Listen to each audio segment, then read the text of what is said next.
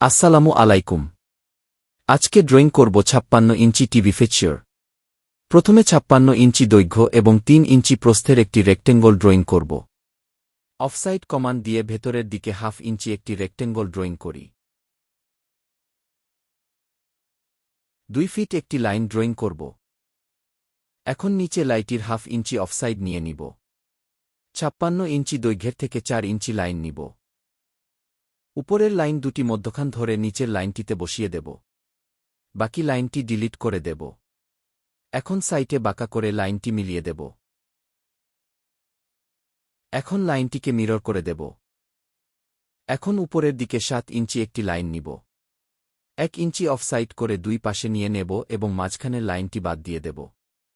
এখন 1 ফিট একটি লাইন নিব, লাইনটিকে উপরের দিকে উঠিয়ে দেব এবং লাইনটিকে মোটা করে নেব। এখন এক এক করে সবগুলো মেজারমেন্ট পরিমাপ করে নিব।